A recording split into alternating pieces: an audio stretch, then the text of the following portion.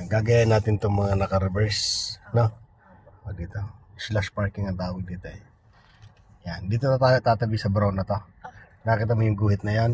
1, 2, doon sa pangalawang guhit, doon mo tapat yung side mirror mo lang, pwede. Pwede rin balika, no? Ito, di ba? 1, 2, ayun sa pangalawang guhit.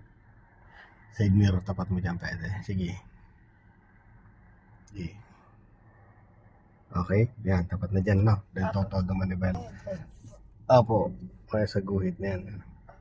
Pagpunta mo doon, sige, drive ka. Yan.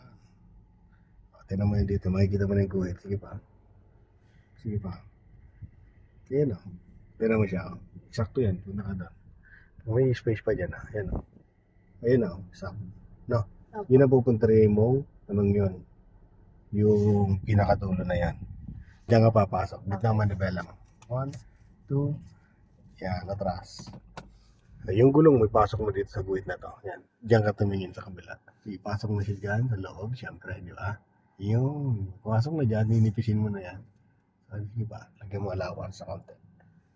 Yan, nipisin mo yan. Sige pa, diretso lang. Yan, hanggang sa tumutuwid lang, daan-daan na.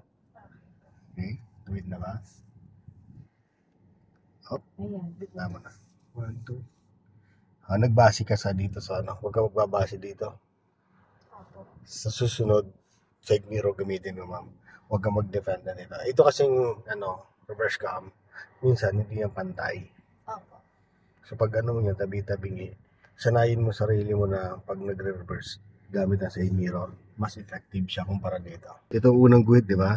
Yun yung pangalawang guhit, ayan o. Yan, dun tatapat mo yung side mirror. Pero kung the best yan, balikat, mas maganda, mas madali siya makuha talaga. Yan. Dapat mong balikat man lang dito. Sige. Sa guhit na to. Sige pa. Sige pa. Ganti pa. Yan. Tapos todo manibela mo dyan. Tinan mo, nakaabang ka na kagad yan. Yan o. Tinan mo siya. Madali mo siya makikita dito.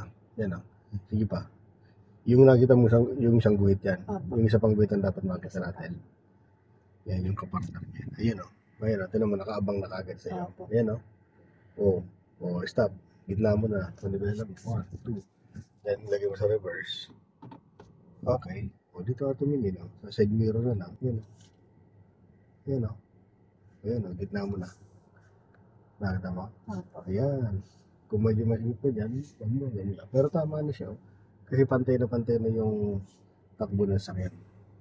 Ano? Basta iwasan. Dito ka natitin ngayon. Dito sa front. Oo. Pero pag pinapantay natin yung sakyan, mas maganda aralin. Effective na effective talaga yan sa mga pag-reverse.